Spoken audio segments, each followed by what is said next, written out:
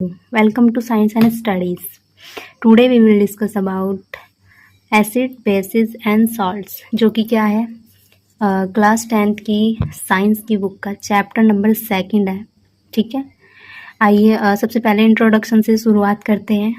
Acid और basis होते क्या है, ठीक है, उनकी प्रॉपर्टीज़ के बारे में हम जान लेते हैं. तो सबसे पहले हम प्रॉपर्टीज़ ऑफ एसिड्स के बारे में जान लेते हैं. ठीक है, इसमें पहला पॉइंट जो है क्या लिखा है, आइए जान लेते हैं. The terms acid has been derived from the Latin word acidus, which means source.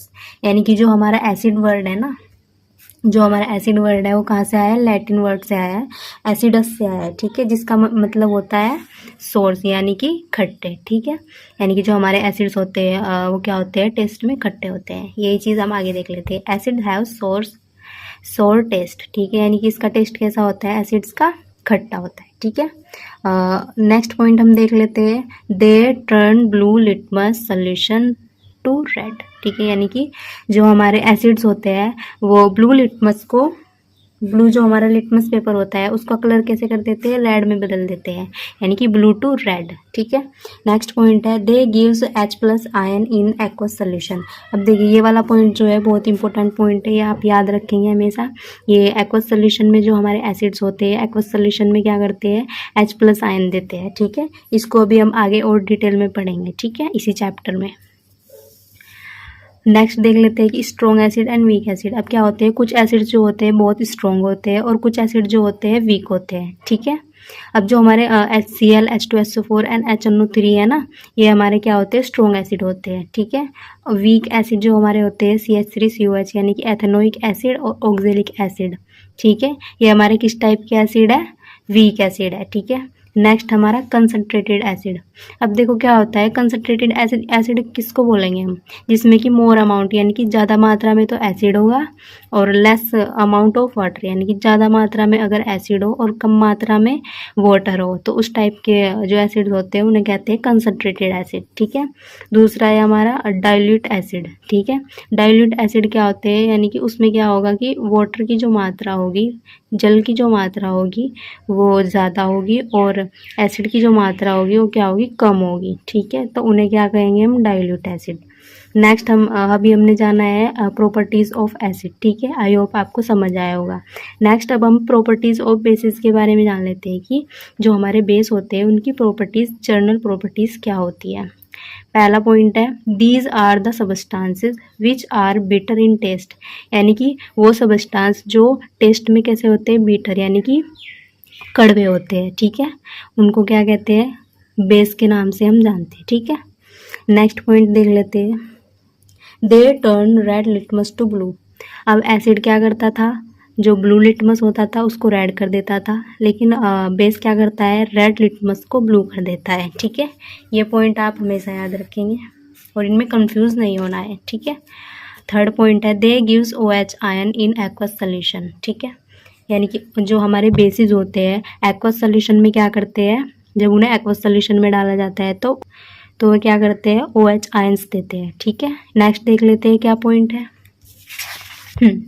अब देख लेते हैं स्ट्रॉन्ग बेसिस. अब कुछ जैसे एसिड स्ट्रॉन्ग होते हैं तो बेसिस भी स्ट्रॉन्ग होते हैं. ठीक है, कुछ बेसिस स्ट्रॉन्ग होते हैं, कुछ बेस जो होते हैं वीक होते हैं. ठीक है, तो क्या होते हैं हमारे किसकी कैटेगरी में आते हैं, स्ट्रॉन्ग बेस की कैटेगरी में आते हैं. ठीक है, वीक बेस का एग्जाम्पल है हमारा NH4OH. ठीक है, ये एग्जाम्पल्स आप अच्छे से याद रखेंगे. अब नेक्स्ट देख लेते हैं alkalies. These are bases which are soluble in water. यानी कि जो भी बेस हमारे होते हैं जो वाटर में सोल्यूबल हो जाए तो उन बेस को हम क्या कहेंगे, एल्कलीज के नाम से जानेंगे. ठीक है, यानी कि वाटर में क्या है, वो सोल्यूबल है, वाटर में घुल जाते हैं अच्छे से, तो उन्हें हम क्या कहेंगे, एल्कलीज के नाम से जानेंगे. ठीक है, इसका एग्जांपल है सोडियम हाइड्रोक्साइड और पोटेशियम हाइड्रोक्साइड, कैल्शियम हाइड्रोक्साइड. ठीक है, ये एग्जांपल्स आप याद रखेंगे. ठीक है, अभी हमने जनरल प्रॉपर्टीज़ के बारे में जान लिया है एसिड एंड बेसिस की. अभी हमें देखो पता करना होता है कि कौन सा सोल्यूशन जो है हमारा एसिडिक है और कौन सा सोल्यूशन हमारा बेसिक है. तो वही पता करने के लिए हम क्या, हमारे पास क्या होते हैं, इंडिकेटर्स होते हैं. ठीक है, देखो तो इंडिकेटर्स की हेल्प से हम पता करते हैं कि ये एसिड है और यह सोल्यूशन जो है बेस है. ठीक है, तो आइए देख लेते हैं कि इंडिकेटर्स क्या होते हैं. ठीक है, substance which changes their colour and smell in different type of substances like acid and base. यानी कि इंडिकेटर्स वो होते हैं, वो सब्सटेंसेस होते हैं जो कि किसी एसिड या बेस में डालने पर या तो अपना कलर चेंज कर लेते हैं, ठीक है, या फिर स्मेल में उनकी कुछ डिफरेंस आ जाता है। यानी कि कलर चेंज कर लेते हैं या फिर स्मेल में उनकी कुछ डिफरेंस आ जाता है, ठीक है। तो इस टाइप के सब्सटेंसेस को हम क्या कहते हैं, इंडिकेटर्स कहते हैं। अब जो हमारे इंडिकेटर्स होते हैं इनके टाइप्स देख लेते हैं। टाइप्स ऑफ इंडिकेटर्स में सबसे पहले है नेचुरल इंडिकेटर्स, ये हमें नेचुरली मिल जाते हैं। यानी कि इसका एग्जांपल है जैसे लिटमस पेपर। लिटमस पेपर क्या है, हमारा एक नेचुरल इंडिकेटर्स है, ठीक है। सिंथेटिक इंडिकेटर्स, सिंथेटिक इंडिकेटर्स मतलब ये केमिकल सब्सटेंसेस होते हैं जो कि लैब में बनाए जाते हैं, ठीक है। इसका एग्जांपल है जैसे फिनोफ्थलीन हो गया, ठीक है। तो आप ये चीज़ें याद रखेंगे। अब इन सब के बारे में अभी हम आगे पढ़ेंगे।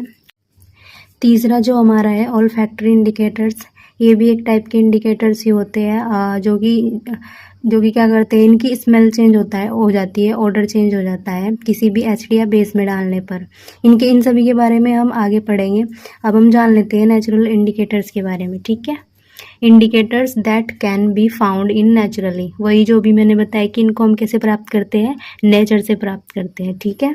एग्जाम्पल के लिए देख लेते हैं litmus, red cabbage, leaves extract and turmeric. जी हाँ, टर्मरिक भी एक प्रकार का क्या है, नेचुरल इंडिकेटर्स है। कैसे है वो अभी हम आगे जानेंगे। अभी हम जान लेते हैं लिटमस के बारे में, ठीक है। Litmus solution is a purple dye which is extract from lichen, ठीक है।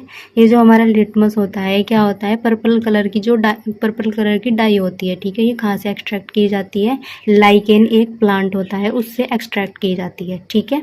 इतनी चीज़ आप इसके बारे में याद रखेंगे।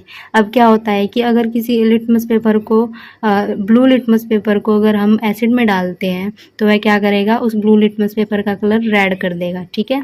और अगर रेड लिटमस पेपर को हम बेस में डालते हैं तो वह क्या कर देगा, उसका कलर चेंज कर देगा और कलर कैसा हो जाएगा, ब्लू हो जाएगा, ठीक है। यानी कि कहने का मतलब ये है कि अगर हम किसी भी सोल्यूशन में ब्लू कलर का लिटमस डाल रहे हैं, लिटमस पेपर, तो वह कलर अगर रेड हो जाए तो हम यह समझ जाएंगे कि उसमें कोई एसिड प्रेजेंट है, ठीक है।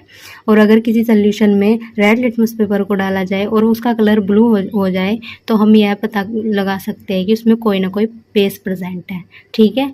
आप ये दोनों पॉइंट्स को अच्छे से याद करेंगे और कभी भी भूलेंगे नहीं। अब हम नेक्स्ट पॉइंट देख लेते हैं क्या है इसमें।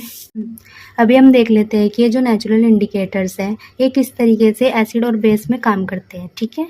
देख लेते हैं।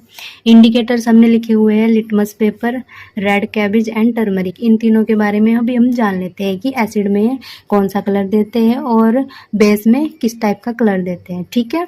तो सबसे पहले लिटमस के बारे में जान लेते हैं। अगर लिटमस पेपर को हम एसिडिक सोल्यूशन में डालते हैं तो इसका कलर कैसा हो जाता है, रेड हो जाता है, ठीक है। और अगर वहीं पर हम लिटमस पेपर को बेस में डालते हैं तो उसका कलर कैसा हो जाएगा, ब्लू हो जाएगा, ठीक है। रेड काबिज को अगर हम एसिडिक सोल्यूशन में लेके जाते हैं तो उसका कलर कैसा हो जाएगा, रेड हो जाएगा। और वहीं अगर कलर बेसिक सोल्यूशन में लेके जाते हैं हम इसको तो इसका कलर कैसा हो जाएगा, ग्रीन हो जाएगा, ठीक है। इतनी चीज़ आप याद रखेंगे। अब नेक्स्ट जो हमारा है वो है टर्मरिक। टर्मरिक यानी कि हल्दी।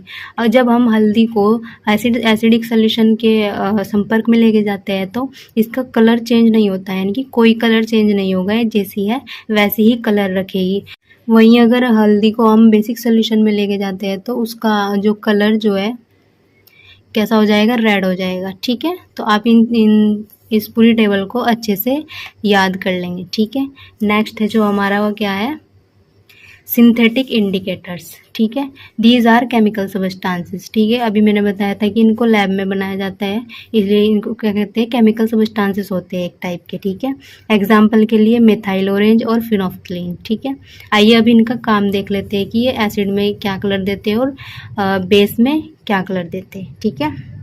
फिनोफ्थलीन के बारे में सबसे पहले देख लेते हैं। एसिडिक सोल्यूशन में कैसा कलर देता है, कलरलेस रहता है, कोई भी कलर नहीं देगा, ठीक है। वहीं अगर ये बेसिक सोल्यूशन में डाला जाए तो इसका कलर कैसा हो जाता है, पिंक हो जाता है, ठीक है। इतनी चीज़ आप अच्छे से याद कर लेंगे।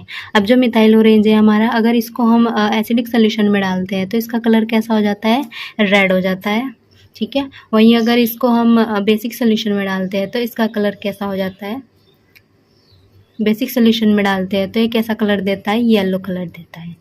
ठीक है, आई होप आपको इतनी चीज़ें क्लियर हो गई होगी। आप ये दोनों टेबल अच्छे से याद रखेंगे। नेक्स्ट जो हमारा इंडिकेटर है दैट इज़ olfactory।